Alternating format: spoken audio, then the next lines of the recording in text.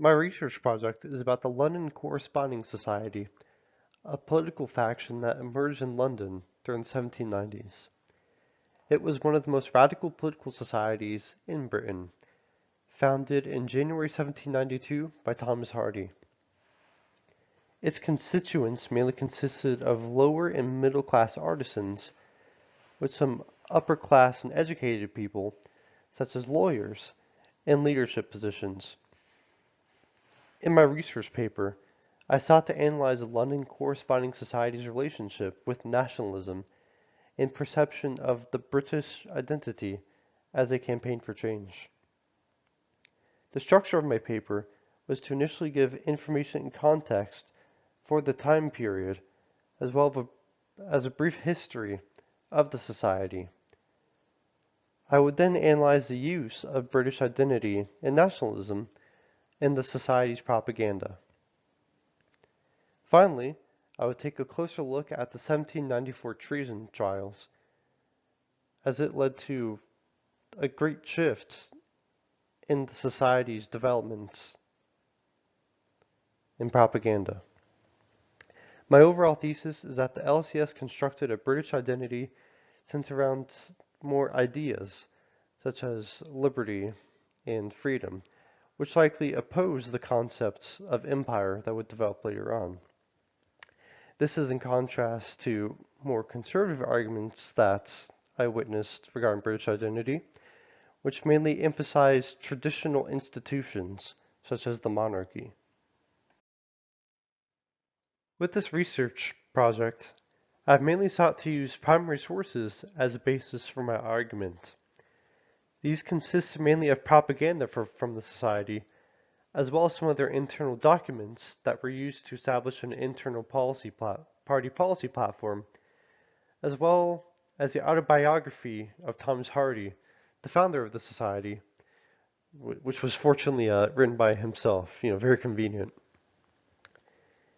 Examples of propaganda made by the society is one called Address to the Nation, which was an anonymous pamphlet written for common Britons that used many of the nationalistic ideas that I'll be analyzing in my paper, as well as another one with a longer title, Address of the London Corresponding Society, united for the purpose of obtaining universal suffrage in annual parliaments to the various patriotic societies of Great Britain, which, as the title says, mainly consists of essentially uniting other political, societies and platforms and organizations under the ideas of universal suffrage, letting everyone vote, as well as having the parliament meet annually.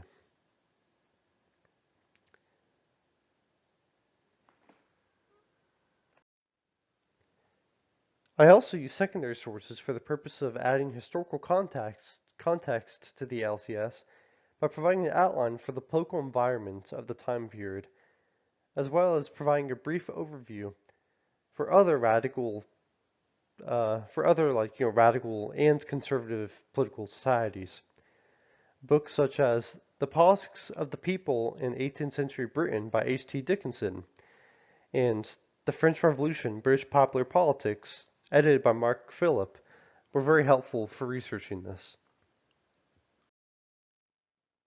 Overall, the London Corresponding Society has very interesting rhetoric regarding nationalism. For example, in the previously mentioned propaganda piece, Address to the Nation, the society expressed interest in an almost self-determination for nationalities.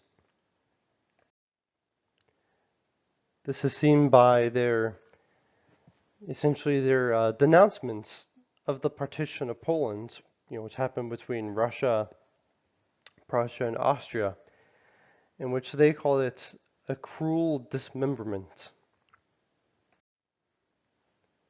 The LCS goes on to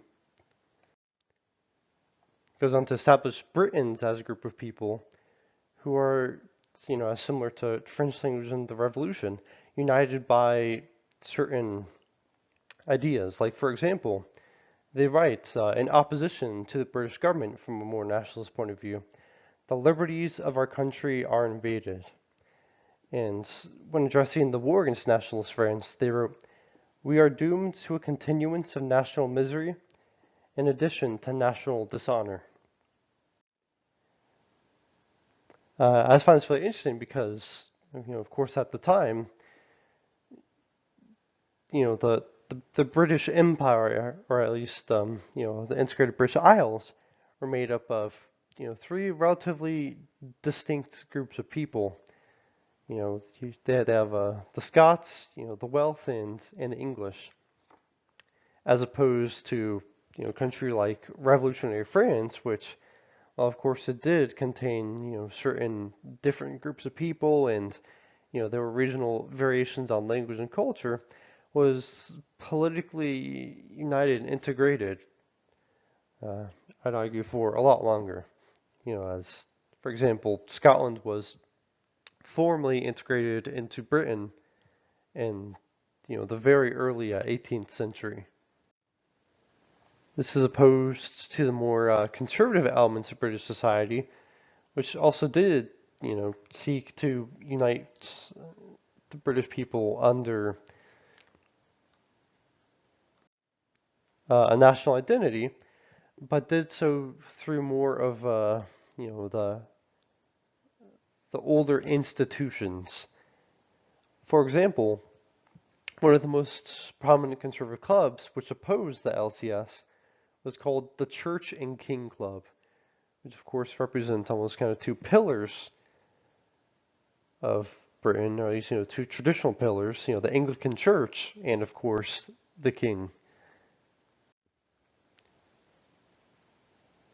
Overall, the battle of identity in British society at this time period represented a development of the empire itself.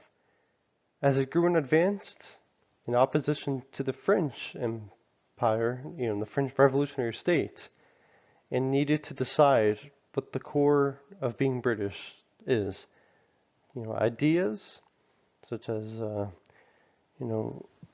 liberty, or would it rely more on institutions such as the crown and the church?